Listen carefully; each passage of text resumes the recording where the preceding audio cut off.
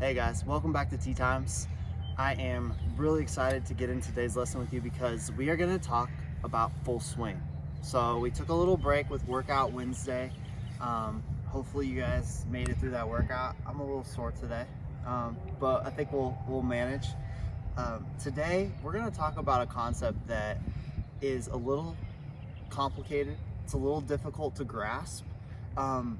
But it's really special to me because this was really the first thing that I learned about the golf swing that really sparked that interest and that passion for the game for me. Obviously, my dad got me started when I was 5.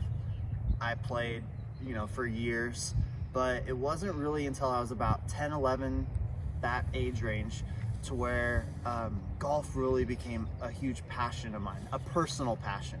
It was always important from my parents that I play, but it wasn't really important to me until I learned about this. So what is this thing I'm talking about, this mysterious thing? Well, it is called swing playing.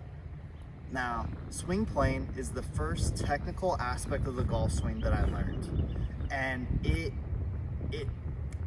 fueled this passion, this desire to know more and more about what makes a golf swing work. What are the mechanics? What can I do to get better? How can I practice? That type of stuff. So what I want to do today for you guys is do an introduction to swing playing. Okay? So first off, what is swing playing? Well, swing playing is the angle of our golf shaft throughout the swing. Do you guys see how this shaft creates an angle? Well, that angle in golf can be extremely important. Now, before I get too far into this, I will say that there have been, over the years, several schools of thought on swing playing. I remember when I was growing up, there was a two-plane, kind of like a two-plane swing. There was a guy that got really famous off of his one-plane swing methodology. I'm gonna try to cut out a lot of the extra stuff and give you guys the most important bits. Okay, so swing plane determines the path that our club takes when we swing a full swing shot. So when I take this club back, my swing plane is this club path. Now, for you guys, the simplest way to think about swing plane is going to be on plane, inside, or outside. And I'm going to show you the 3 different kinds, okay? So on plane, right here. Remember how we did our L swings? Well, the L swing is really all you need to determine your swing plane. So we'll go back to our L. This right here is on plane. If you drew a line from the shaft downward, so you guys got a good angle right here, it should be pointing about where my club starts, or at the golf ball. Now, if your swing plane is inside and we're swinging around the body, I'm still at my L, but my swing plane is way inside. What this means is that when I return my hands to the golf ball, my club is going to be approaching from a very inside path. Makes it very hard to hit. Swing plane essentially gets our club on a straight, still has a little arc, but the club approaches the ball much straighter when we're on good swing plane. Conversely, the opposite. I've seen this before. Believe it or not, it might look silly, but I have seen this before. People will go outside, and they'll get an outside swing path. So the club will come way out here, away from the golf ball. Come out here, and a lot of times, because of that, they get this flying right elbow, and then when they approach the ball, guess what direction the club comes from? Comes from outside and cuts across. Okay? So while those are 2 extreme examples, swing plane plays an absolutely vital role in the golf swing. So now that you understand a little bit about swing plane, what are some things that you can do to practice getting your swing plane on plane or on path? What we have set up here, this is something that if you've been a fan of golf for a while or you've watched golf, I guarantee you've seen something similar to this. This is what I call a takeaway drill. And what it's designed to do is remedy sort of your swing plane problem one way or the other. So in this example, let's say I was an inside to out swinger. So away from my little drill here, my swing goes very much around my body. And just so you guys know, that's the problem that I faced growing up in golf. They call this a laid off golf swing. And by laid off, what they mean is that the club gets very low at the top of your backswing and you swing very much around your body. So you don't get the height of a proper golf swing. This is a great correction for that. So what I did is I stuck my alignment rod in the ground. I got some pool noodles here so you guys can visualize. And what I'm gonna practice is my takeaway. Because if I'm laid off or I'm too far inside of my swing plane, guess what happens? I get instant feedback and find out about it, right? My takeaway is not high enough, it's not tall enough. I'm going and I'm hitting this stick right away. You guys can do this with a golf shaft. You can do this with any sort of like dowel rod, anything that you can find that you can just stick into the ground at a little bit of an angle, okay? So let me just show you guys some proper swing path. So swing plane. This is a pretty good position right here. I did not hit my alignment rod. Similarly, if you're picking up and out, you can just stick one vertically. So I'm gonna clip that if I go too far outside. All right, so for me, personally, what was super, super important for me was my takeaway. Because when I took the club away from the ball in the correct way, most of my swing kind of just followed after that. It's not like I took the club away proper and then went straight horizontal and got laid off. No, if I got myself in a good position going away from the ball, the rest of my swing was pretty good. So that's what I practiced. Now, some of you guys might not have access to something like this today, or maybe it's a little while before you can get out to go get something like this. Show you another cool drill. And I'm gonna have my camera woman come up a little bit closer so that you can see this. So let's picture, I got my ping pong ball out. Ping pong ball and a golf tee. I'm sure all of you guys have a golf ball and a tee at home. So let's say this is my golf ball. You don't really need the pool noodles, but I'll keep them here so that you guys can see what I'm doing. Okay, I'm gonna take my golf tee and I'm gonna put it about a foot or so away from the golf ball. I didn't push it all the way in the ground, nothing like that. But a lot of times, the mistakes that we make in our golf swing happen in the first 6 inches of the swing. Because if I'm taking a laid off golf swing, odds are that my club is immediately going inside around the body, okay? So one way to kind of remedy that is to give yourself a target to take your club over. So if I want to get on a good plane, I'm going to need my club to pass over that tee to get myself on the right path. Again, guys, just a reminder, why swing plane is so important. Because if I'm going way inside, then my club's coming way inside as well. Makes achieving those consistent results that we talk about all the time. Golf's all about consistency. It makes achieving those results a lot harder. Okay? So, that's your intro, swing plane. It is the angle of our club and our shaft and how it relates to the path that we take the club away from the golf ball and through on. So what I want to do right now is a little interactive lesson.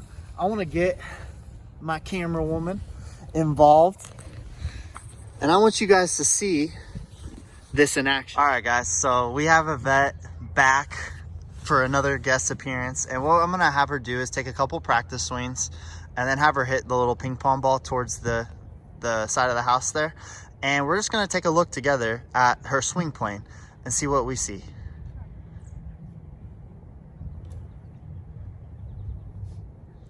Pretty good swings, huh, guys?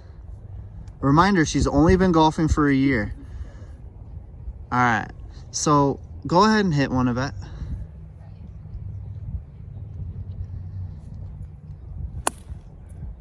Okay. So one of the things, can you come hold this real fast? Yes. One of the things that I saw, I don't know if you guys saw it as well, but if you saw the swing path line that we're talking about in the first part of our lesson, if you envision it as this being a perfect swing plane. What it looked like to me was Yvette was just a tiny fraction inside, which, considering where she started, her swing was very around her body when we first started, so she's already improved a tremendous amount. But what I would do if I was coaching Yvette would be to stick my tee in the ground, and I would move the tee a little bit outside of her swing path so that it forces her to kind of get that club out this way versus here where it's more comfortable. Because I guarantee that this feels strange to a lot of you guys, but it'll achieve a lot more consistent golf swing. So I'm gonna have her do a couple of swings, and what I'm gonna do, sorry for the camera work guys, what I'm gonna do is have her set up however you want to. Okay, you don't need the ball, just get set up. All right, and what I will do, so if you guys look at, let me put this down so you guys can see the angle of her feet or her toes. We got this line here. That's pretty accurate for how she's set up. Maybe slide it just a little bit like that. Okay. So what would make sense is if the club was coming straight away from the line, this tee would probably be right here, and that'll probably achieve the same results as what she's having currently. I'm gonna slide it just a little bit outside so that on the way back, she has to drag her club over that golf tee. And let's see the results.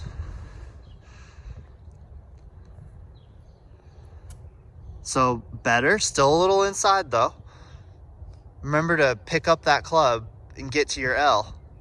Oh, that was so much better. One more just like that. So guys, obviously, and Yvette, would you come grab this again? Thank you. So obviously guys, this is something that you're not gonna fix it instantly, right?